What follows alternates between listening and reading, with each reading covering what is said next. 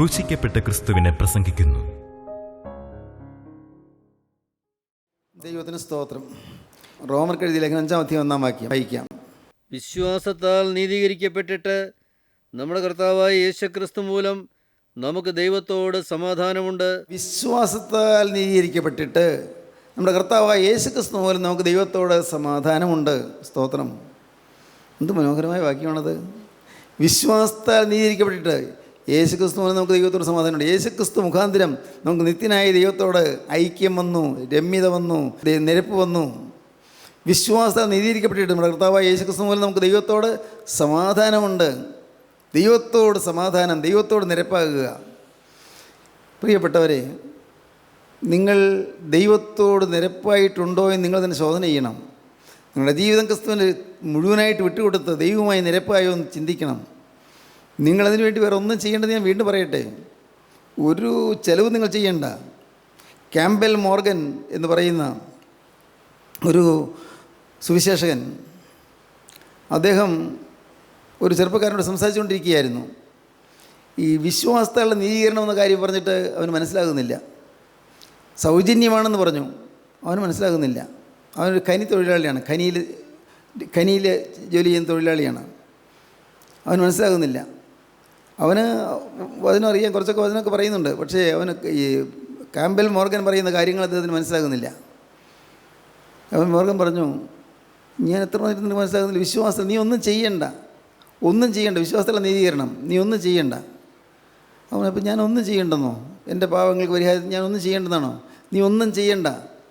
അല്ല, ഒരു ചിലവും വേണ്ടേ? ഒരു ചിലവും ചെയ്യട്ടെ ഏട്ടാ, ഒരു ചിലവും നീ ചെയ്യണ്ട. അവന് മനസ്സിലാകുന്നില്ല. എനിക്ക് മനസ്സിലാകുന്നില്ല. ഇത് അത്ര വലിയ കൊടുംപാതകങ്ങളൊക്കെ എൻ്റെ ജീവിതത്തിൽ വന്നു പോയതാണ്. വലിയ പാപങ്ങളൊക്കെ വന്നു പോയതാണ്. ഞാൻ ഒന്നും ചെയ്യാതെ എങ്ങനെ ഈ പാവങ്ങൾ എന്നിൽ മാറും? ക്യാമ്പൻ മോർഗൻ പറഞ്ഞു, നീ ഖനി തൊഴിലാളിയല്ലേ, നീ ഖനിയിലേക്ക് ഇറങ്ങി പോകുന്നത് എങ്ങനെയാണ്? അത് എലിവേറ്ററുണ്ട്, അതിൽ കയറി നിന്നാൽ മതി. എലിവേറ്ററിന് താഴോട്ട് കൊണ്ടുപോകും. അവിടെ നിന്ന് കയറി പോരുന്നത് എങ്ങനെയാണ്? എലിവേറ്റർ വരും, എലിവേറ്ററിൽ ഞാൻ കയറി പോരും.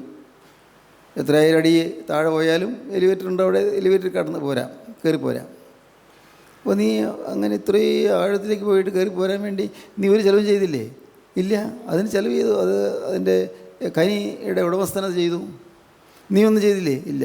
പിന്നെ എങ്ങനെ ഇപ്പോൾ നീ അങ്ങനെ കയറി പോരാൻ പറ്റി? അദ്ദേഹം ചിലവ് ചെയ്തു, ഞാൻ ചിലവ് ചെയ്തില്ല, ഉടമസ്ഥന ചിലവ് ചെയ്തു. ക്യാമ്പൽ മോർഗൻ പറഞ്ഞു, മോനെ നീ മനസ്സിലാക്ക്, നീ ഒരു ചിലവും ചെയ്യണ്ട.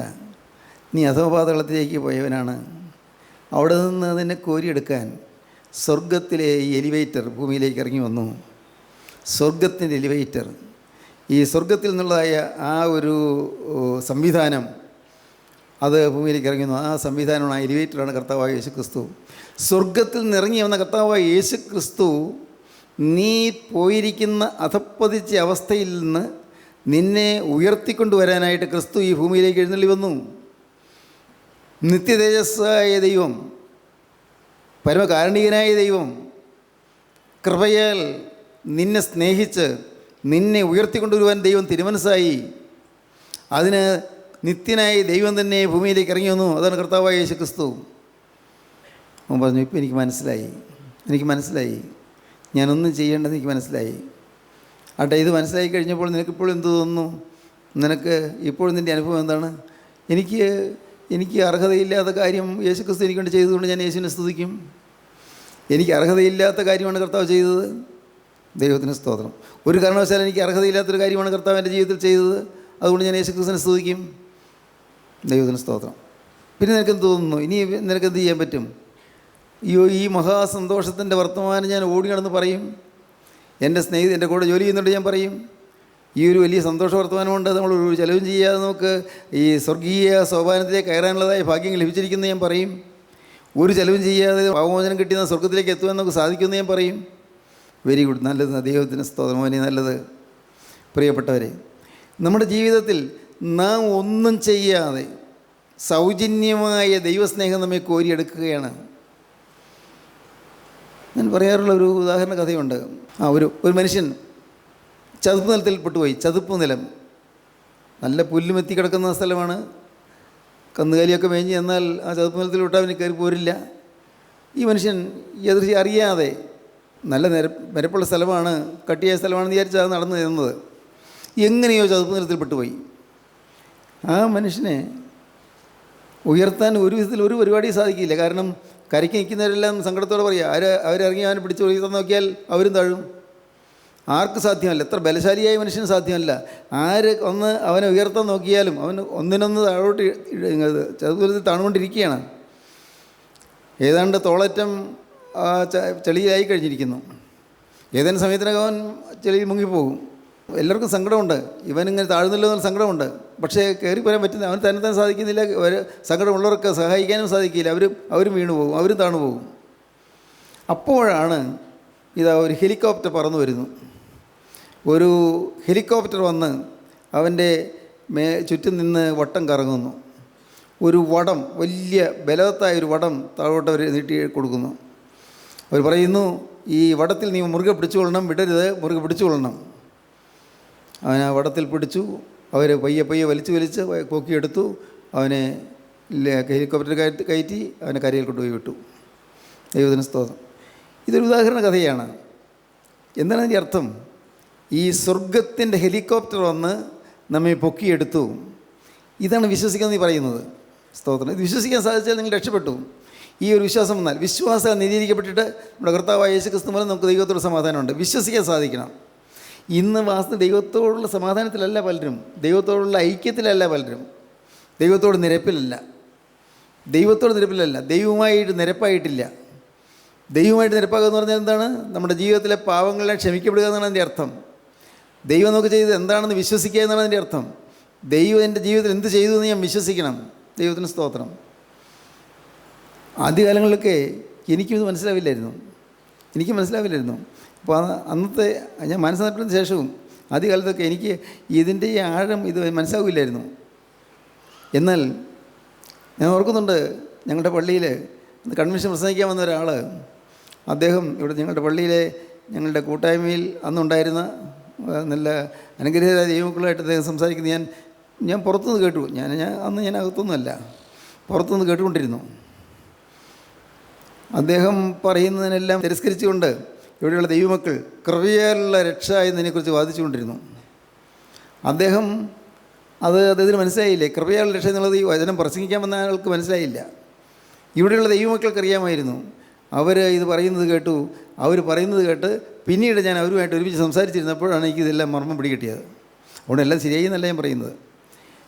ഇതൊരു വിശ്വാസമാണ്, നിർമ്മലമായ വിശ്വാസം. ദൈവമായി നിരപ്പാകുക. എൻ്റെ പാവങ്ങൾക്ക് പ്രായശ്ചിത്തം ചെയ്യാൻ എന്നെക്കൊണ്ട് സാധിക്കുമോ? സാധിക്കില്ല. പാവങ്ങൾ ഒരുപക്ഷെ ഞാൻ അറിഞ്ഞ ഒരു പാവമൊന്നും ചെയ്തില്ല, പ്രകടമായ പാവത്തിനൊന്നും പോയില്ല, ഭാഗ്യവശാൽ അത് ദൈവത്തിൻ്റെ കൃപയാണ്. എന്നാൽ എൻ്റെ ഹൃദയം എങ്ങനെയായിരുന്നു എനിക്കറിയാം. എൻ്റെ ഹൃദയം എന്തുമാത്രം കോപവും വാശിയും പിണക്കവും ഹൃദയത്തിൽ നിറയെ അമർഷവും എല്ലാം ഉള്ള മനുഷ്യനായിരുന്നു ഞാൻ. മുഴുവൻ നൈരാശ്യം ബാധിച്ചൊരു മനുഷ്യനായിരുന്നു ഞാൻ. മനസ്സങ്ങ് വിങ്ങിപ്പൊട്ടുന്ന അവസ്ഥയിലായിരുന്നു. കോപം നിർത്താൻ വയ്യാത്തതുപോലുള്ളൊരു മുൻശുണ്ഠിക്കാരനായിരുന്നു, ദുശാഠിക്കാരനായിരുന്നു. സ്തോത്രം. ഇതൊന്നും പാവമാണെന്ന് മനസ്സിലാക്കിയിരുന്നില്ല. നമസ്കാരമുണ്ട്, പള്ളിയിൽ പോകുന്നുണ്ട്, പ്രാർത്ഥിക്കുന്നുണ്ട്, പെരുന്നാളിന് പോകും, എല്ലാം ഉണ്ട്, പിന്നെ കുഴപ്പമൊന്നുമില്ലെന്ന് വിചാരിച്ചു. പക്ഷെ സത്യവചനം കേട്ടപ്പോഴാണ് ഞാൻ ആത്മാവിൽ മരിച്ചിരിക്കുന്നത് എനിക്ക് മനസ്സിലായത്. ആത്മാവ് മരിച്ചു. എൻ്റെ സഹോദരങ്ങളെ, നിങ്ങളിത് കേൾക്കുമ്പോൾ നിങ്ങൾ പറയണം, കർത്താവേ, എൻ്റെ ആത്മാവിൽ ഞാൻ മരിച്ചിരിക്കുന്നു, പാവം എന്നെ കൊന്നിരിക്കുന്നു, പാപത്തിൻ്റെ ഫലമായ മരണം എനിക്ക് വന്നിരിക്കുന്നു. ആത്മാവിൽ ഞാൻ മരിച്ചിരിക്കുന്നു. ദൈവമായി നിരപ്പിലല്ല, ഞാൻ ദൈവമായി നിരപ്പായിട്ടില്ല. ഇത് നിങ്ങൾ മനസ്സിലാക്കണം. ഞാൻ ദൈവവുമായി നിരപ്പായിട്ടില്ല, ദൈവമായിട്ട് സമാധാനത്തിലായിട്ടില്ല, നിരപ്പ് വന്നിട്ടില്ല. കൊരിന്ത്യർക്ക് 2-ാമത്തെ ലേഖനം 5-ാം അധ്യായം 20-ാം വാക്യം മുതൽ വായിക്കൂ. 2 കൊരിന്ത്യർ 5:20 മുതൽ അപ്പോസ്തലനായ പൗലോസ് അതെല്ലാം വളരെ കൃത്യമായിട്ടും വ്യക്തമായിട്ടാണ് പറയുന്നത്. ആകയാൽ ഞങ്ങൾ ക്രിസ്തുവിന് വേണ്ടി സ്ഥാനാപതികളായി ദൈവത്തോട് നിരന്നുകൊള്ളുവീനെന്ന് ക്രിസ്തുവിന് പകരം അപേക്ഷിക്കുന്നു. നിങ്ങൾ ദൈവത്തോട് നിരന്നുകൊള്ളുന്ന കൊരിന്ത്യയിലെ ക്രിസ്ത്യാനികളോട് പറയുകയാണ്, നിങ്ങൾ ദൈവത്തോട് നിരന്നുകൊള്ളുകയും ദൈവമായിട്ട് നിരപ്പിലായിക്കൊള്ളണം. ദൈവമായിട്ട് നിരപ്പില്ലാതെ ഒരു ദിവസം പോലും ഇരിക്കരുത്, ഒരു നിമിഷം പോലും ഇരിക്കരുത്. ദൈവമായി നിരപ്പായിക്കൊള്ളണം. ഏതെങ്കിലും അറിയാതെ ഏതെങ്കിലും തെറ്റുവന്നെങ്കിൽ ഉടനെ എൻ്റെ കർത്താവേ എന്നുടനെ വിളിച്ചുകൊള്ളണം. അറിയാതെ ചിന്തയിൽ ഒരു പാളിച്ച വന്നാൽ എൻ്റെ യേശുവേ എന്ന് വിളിച്ചുകൊള്ളണം.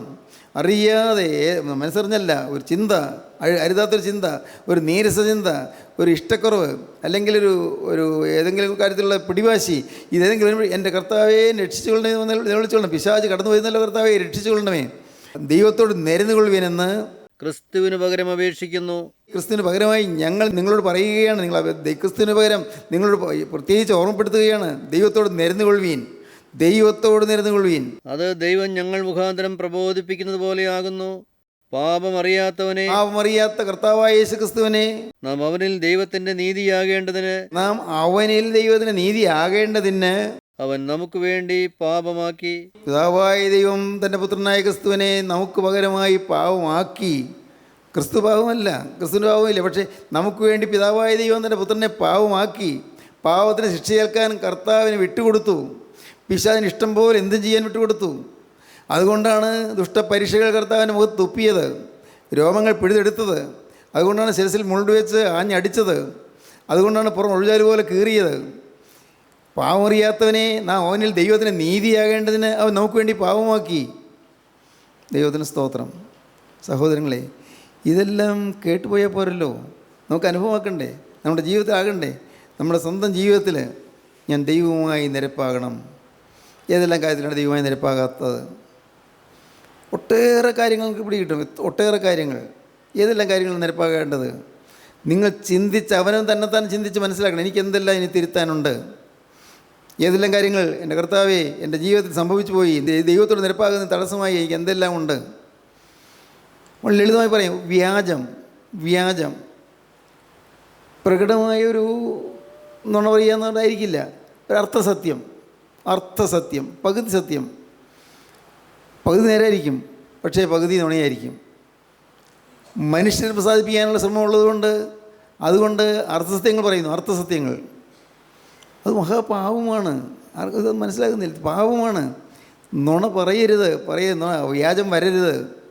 വ്യാജം ഭോഷ്ക് അത് ദൈവം വെറുക്കുന്ന പാപമാണ്. പിശാചിൻ്റെ ആദ്യത്തെ പ്രവൃത്തി എന്തായിരുന്നു അറിയാമോ? അന്ന് ഏതെങ്കിലും തോട്ടത്തിലേക്ക് വന്ന് ആ സാത്താൻ ഹവ്വയോട് നുണ പറയുകയാണ് ചെയ്തത്. തിന്നാൽ നിങ്ങൾ മരിക്കുകയില്ല, നിങ്ങൾ ജീവിക്കും നിശ്ചയം, നിങ്ങൾ ദൈവത്തെ പോലെ ആകും ദൈവം അറിയുന്നു. നുണ പറയുകയാണ്. ആ വ്യാജത്തിൽ കൂടി, ആ നുണയിൽ കൂടിയാണ് പിശാച് അവിടെ നേടിയെടുത്തത്. നോക്കൂ, നമ്മുടെ ജീവിതത്തിൽ ഏതെങ്കിലും കാര്യത്തിൽ വ്യാജഭാവം ഉണ്ടെങ്കിൽ, കാപട്യമുണ്ടെങ്കിൽ, വ്യാജഭാവം ഉണ്ടെങ്കിൽ അതിൻ്റെ അർത്ഥം പിശാച് അകത്ത് കയറിയെന്നാണ്.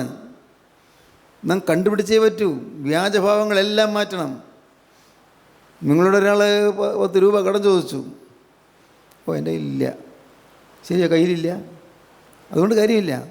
നിങ്ങൾക്ക് വേണ്ടി പറയാം, രൂപയുണ്ട്, പക്ഷേ നിങ്ങൾക്ക് തരാൻ പുള്ളിക്ക് അതിനുള്ള സാധ്യതയില്ലല്ലോ, പറയാം, കുഴപ്പമില്ല, അവിടെ വ്യാജമില്ല. പക്ഷേ ആളെ ഒന്ന് മയപ്പെടുത്താൻ വേണ്ടിയോ ഒരു മധുരമാക്കി പറയുകയാണ്, എൻ്റെ കയ്യിൽ രൂപയില്ല. അവിടെ ദൈവം പ്രസാദിക്കുകയില്ല. ദൈവമക്കൾക്ക് പോലും പറ്റുന്ന അപകടമാണ് വ്യാജഭാവം. ഞാൻ ഒരു കാര്യം ചൂണ്ടിച്ച് കാണിച്ചു തന്നേ ഉള്ളൂ. വ്യാജഭാവം എപ്പോഴും സ്ട്രെയിറ്റ് ഫോർവേഡായിരിക്കണം. ആർജവം എന്ന് ഇംഗ്ലീഷിൽ പറയും. ആർജവം, സ്ട്രെയിറ്റ് ഫോർവേഡ്നെസ്, ആർജവം, ഋജുവായിട്ട് നേരെ. നിങ്ങളുടെ വാക്ക് ഉവ്വ് എന്നും ഇല്ല എന്നും ആയിരിക്കട്ടെ. അതിലധികമായത് ദുഷ്ടനിൽ നിന്ന് വരുന്നതാണ് വേദപുസ്തകം പറയുന്നത്. ഇതിലധികമായത് നിങ്ങളുടെ വാക്ക് ഉവ്വ് എന്നും ഇല്ല എന്നും ആയിരിക്കട്ടെ. അതിലധികമായത് ദുഷ്ടനിൽ നിന്ന് വരുന്നു. പിശാചിൻ്റെ സ്വന്തമാണ് ഈ നുണയെന്ന് പറയുന്നത്. കാപട്യങ്ങൾ, സൂത്രങ്ങൾ, കൗശലങ്ങൾ, ഉപായങ്ങൾ, ഇതെല്ലാം ദൈവം കാണുന്നുണ്ട്. കർത്താവിൻ്റെ സന്നിധിയിലെല്ലാം എഴുതപ്പെട്ടു പോകുന്നുണ്ട്. ഇങ്ങനെ നോക്കിയാൽ എന്തുമാത്രം കാര്യമാണ് നമ്മൾ നിരപ്പാകാനുള്ളത്, ദൈവത്തോട് നിരപ്പാകാനുള്ളത്, എന്തുമാത്രം. അതിനാണ് കർത്താവിൻ്റെ വചനം പറയുന്നത്. നാം നമ്മുടെ പാപങ്ങളെ ഏറ്റുപറയുന്നുവെങ്കിൽ അവനോട് പാപങ്ങളെ ക്ഷമിച്ച് നമുക്ക് സകലവും പോക്കി നമ്മൾ ശുദ്ധീകരിക്കാൻ ശക്തനാകുന്നു. സ്തോത്രം. നാം നമ്മുടെ പാപങ്ങൾ ഏറ്റുപറയുന്നുവെങ്കിൽ അവൻ നമ്മോട് സകലവും ക്ഷമിച്ച് നമ്മെ നീതീകരിക്കുന്നതിനാണ് ദൈവം, നമ്മെ ശുദ്ധീകരിക്കുന്നതിനാണ് ദൈവം. യോഹന്നാന്റെ 1-ാമത്തെ ലേഖനം 1-ാമത്തെ 7-ാം വാക്യം വായിക്കാം. അവൻ വെളിച്ചത്തിലിരിക്കുന്നത് പോലെ നാം വെളിച്ചത്തിൽ നടക്കുന്നുവെങ്കിൽ നമുക്ക് തമ്മിൽ കൂട്ടായ്മയുണ്ട്. അവന്റെ പുത്രനായ യേശുവിന്റെ രക്തം സകല പാപവും പോക്കി നമ്മെ ശുദ്ധീകരിക്കുന്നു. നമുക്ക് പാപമില്ല എന്ന് നാം പറയുന്നുവെങ്കിൽ നമ്മെ തന്നെ വഞ്ചിക്കുന്നു. പാപമില്ല എന്ന് നാം പറയുന്നെങ്കിൽ നമ്മെ തന്നെ വഞ്ചിക്കുന്നു. സത്യം നമ്മളില്ലാതെയായി നമ്മുടെ പാപങ്ങളെ ഏറ്റുപറയുന്നുവെങ്കിൽ അവൻ നമ്മോട് പാപങ്ങളെ ക്ഷമിച്ച് സകല അനീതിയും പോക്കി സകല അനീതിയും പോക്കി നമ്മെ ശുദ്ധീകരിപ്പാൻ തക്കവണ്ണം നമ്മെ ശുദ്ധീകരിപ്പാൻ തക്കവണ്ണം വിശ്വസ്തനും നീതിമാനുമാകുന്നു. വിശ്വസ്തനും നീതിമാനുമാകുന്നു. പ്രിയപ്പെട്ടവരെ, നിങ്ങളൊരു കാര്യം ചെയ്യും, പ്രായോഗികമായിട്ട് പറഞ്ഞു തരാം. നിങ്ങൾ വേറെ ആരും അറിയണമെന്നില്ല, വേറെ ആരും വീട്ടിലാരും കാണണമെന്നുമില്ല. നിങ്ങൾ തനിയെ ഒരിടത്ത് മാറി ഇരുന്നിട്ട് നിങ്ങളുടെ ജീവിതത്തിലേക്ക് തിരിഞ്ഞു നോക്കുക. ഓരോന്ന് എണ്ണി എണ്ണി കാണുക. നിങ്ങളുടെ ജീവിതത്തിൽ ഏതെല്ലാം പാപങ്ങളാണ് വന്നുപോയത്.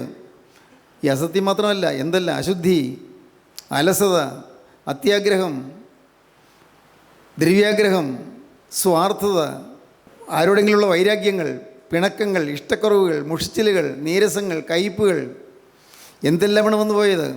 എന്തെല്ലാം സൂത്രങ്ങളാണ് ഞാൻ പ്രയോഗിച്ചു പോയത്. ദൈവമേ, എന്തെല്ലാം കൗശലങ്ങളാണ് ഞാൻ ചെയ്തു പോയത്. ആരെയെല്ലാമാണ് ഞാൻ വഞ്ചിച്ചു പോയത്, ആരെയെല്ലാം തെറ്റിദ്ധരിപ്പിച്ചു പോയത്. എൻ്റെ കർത്താവേ, എന്തെല്ലാം തെറ്റുകളാണ് വന്നു പോയത്. ദൈവത്തിൻ്റെ പരിശുദ്ധാത്മാനെ ഞാൻ വേദനിപ്പിച്ച ഏതെല്ലാം കാര്യങ്ങളിലാണ് എല്ലാം കണ്ടുകൊണ്ടിരുന്നല്ലോ. എന്നിട്ട് നീ എന്നെ ഒന്നും ശിക്ഷിച്ചില്ലല്ലോ. ഇത്രയും കാലം നീ എന്നെ ഈ ഭൂമിയിൽ നിലനിർത്തിയല്ലോ. കർത്താവ് ഓരോന്നോരോന്ന് കണ്ടുപിടിച്ച് ഓരോന്നോരോന്ന് നിങ്ങൾ എണ്ണി എണ്ണി കണ്ടുപിടിച്ചിട്ട് ദൈവത്തോട് പറയണം, കർത്താവേ, ഇപ്പോൾ ഞാനിതെല്ലാം തിരുമുമ്പാകെ ഏറ്റു പറയുന്നു. നിങ്ങൾ നേരിട്ട് പറഞ്ഞാൽ മതി. ദൈവത്തോട് നിങ്ങൾ ഏറ്റു പറയുക. ഇതെല്ലാം നാഥ, നീ കണ്ട കാര്യങ്ങളാണ്, തിരുസന്നിധിയിൽ എഴുതപ്പെട്ട കാര്യങ്ങളാണ്. ഈ പാപങ്ങളെല്ലാം എൻ്റെ കർത്താവേ, ഞാൻ സ്വർഗത്തിലേക്ക് വരുന്നതിന് തടസ്സമായി നിൽക്കുന്നു. ഞാൻ സ്വർഗത്തിലേക്ക് എത്തുന്നതിന് തടസ്സമായി നിൽക്കുന്നു. സ്തോത്രം. ഞാൻ പറയാറുണ്ടല്ലോ, പാപം എന്നെ രോധിക്കുന്നു, തടയുന്നു. ദൈവരാജ്യത്തിലേക്ക് പ്രവേശിക്കുന്നതിന് എനിക്ക് തടസ്സമായി വേലിയായി പാപം നിൽക്കുന്നു. കർത്താവേ, ഈ പാപത്തിൻ്റെ ഭീകരമായ ഉരുക്കുമുഷ്ടിയിൽ നിന്ന് വിടുവിക്കണമേ.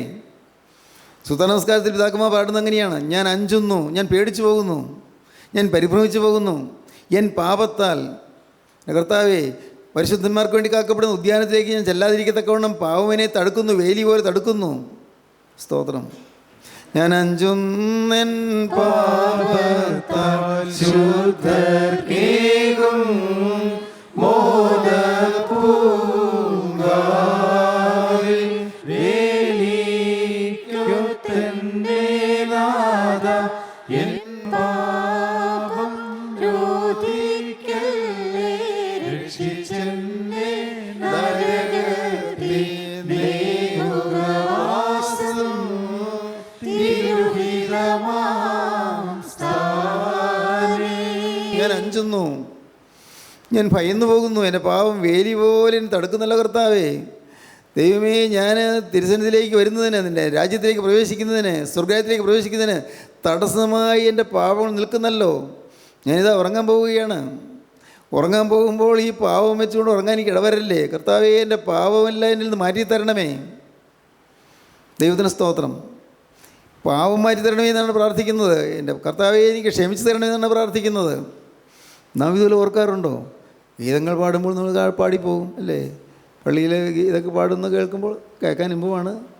നമ്മുടെ പള്ളികളിലെല്ലാം നല്ല മധുരമനോജ്ഞമായി പാടുന്നുണ്ട്, കേൾക്കാൻ ഇമ്പമുണ്ട്. പക്ഷേ നാം ഇതറിയുന്നുണ്ട്, ഇതിൻ്റെ അർത്ഥം അറിയുന്നുണ്ടോ? ദൈവത്തിന് സ്തോത്രം. പിതാക്കന്മാർ പാടുന്നു, എന്നെ പാവത്തിന് രക്ഷിക്കണമേ എന്ന്. ഇല്ലെങ്കിൽ എൻ്റെ പാവം ഞാൻ സ്വർഗ്ഗത്തിലേക്ക് ചെല്ലുന്ന തടസ്സമായി നിൽക്കുന്നു എന്ന് പിതാക്കന്മാർക്ക് അറിയാമായിരുന്നു. പാപത്തിൻ്റെ ഭയാനകത്വം, പിശാചിൻ്റെ കെണിയുടെ ഗൗരവം പിതാക്കന്മാർക്ക് അറിയാമായിരുന്നു. കർത്താവേ, രക്ഷിക്കണമേ. അങ്ങനെ പ്രാർത്ഥിച്ച ആ പാപത്തിന് കിട്ടിക്കഴിയുമ്പോഴാണ്, ആ അനുഭവം വരുമ്പോഴാണ് അവർ പാടുന്നത്: സ്തുതി അനുതാപക്കാർ മുൻപിൽ വാതിൽ തുറക്കും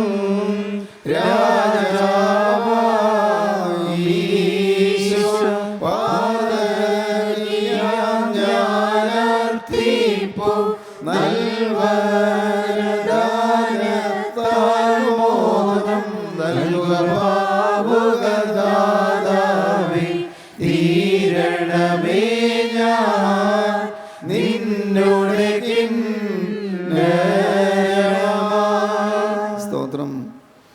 എന്താ പറഞ്ഞത്? ഞാൻ നിൻ്റെ ഒരു കിന്നരമായി തീരണമേ, വാദ്യോപകരണമായി തീരണമേ എന്ന്. നിൻ്റെ ഒരു വീണയായി തീരണമേ, കിന്നരമായി തീരണമേ. നിരന്തരം സ്തുതിക്കുന്നൊരു കിന്നരമായി എന്നെ തീർക്കണമേ. സ്തുതി. അനുതാപക്കാരുടെ മുമ്പിൽ വാതിൽ തുറക്കുന്ന രാജാവായ യേശുവേ, നിനക്ക് സ്തുതി. ഞാൻ പാതകിയാണ്, എന്നാൽ എൻ്റെ പാപം നീ ക്ഷമിച്ചതുകൊണ്ട് എൻ്റെ വരദാനങ്ങൾ എനിക്ക് ലഭിച്ചു. കർത്താവേ, എനിക്ക് നിന്നെ സ്തുതിക്കാൻ നിന്നെ സ്തുതിച്ച് വാഴ്ത്തിപ്പാടാൻ സ്തുതിയും സ്തോത്രവും പ്രഭയും പുകഴ്ചയും മാഞ്ഞു പോകാത്ത നല്ല ഉന്നതിയും സദാനേരം ഒഴിവാതെ കരയറ്റുവാൻ എനിക്ക് നീ യോഗ്യത തരണമേ. പ്രാർത്ഥിക്കുകയാണ്. സ്തോത്രം കിന്നരമാക്കി തീർക്കണമേ. പ്രിയപ്പെട്ടവരെ, ഈ സൗജന്യമായ രക്ഷ നമുക്ക് ലഭിക്കുമ്പോൾ, നാം ദൈവവുമായി നിരപ്പായി കഴിയുമ്പോൾ, നാം അറിയാതെ സ്തുതി നമ്മുടെ ഉള്ളത്തിൽ നിന്ന് പൊന്തി വരും.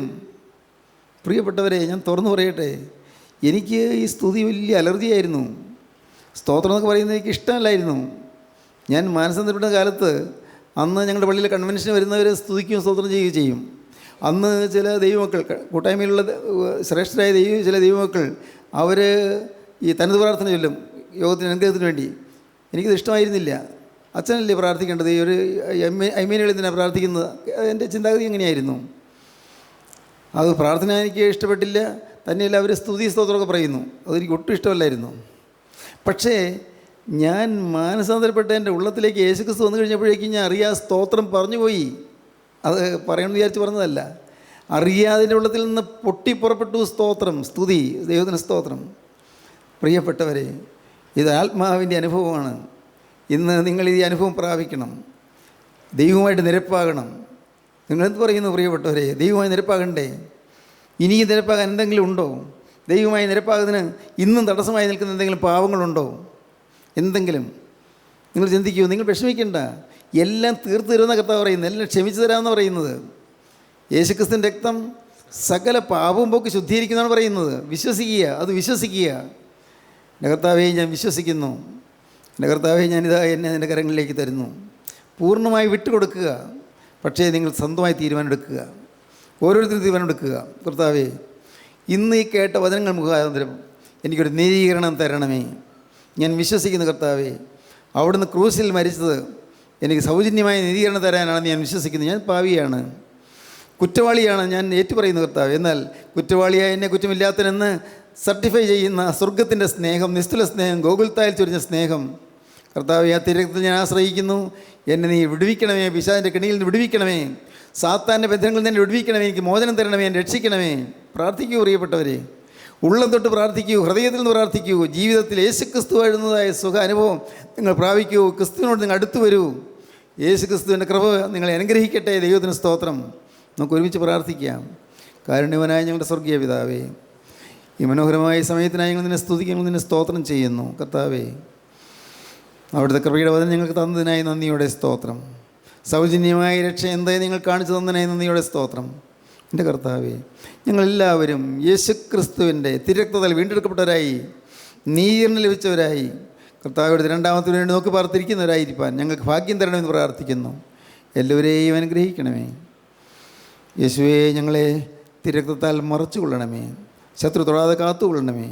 യേശുക്രിസ്തുവിൻ്റെ പരിശുദ്ധമായ നാമത്തിൽ പ്രാർത്ഥിക്കുന്നു. കൃപയോടെ കേൾക്കണമേ. ആമീൻ. ഹല്ലേലൂയ.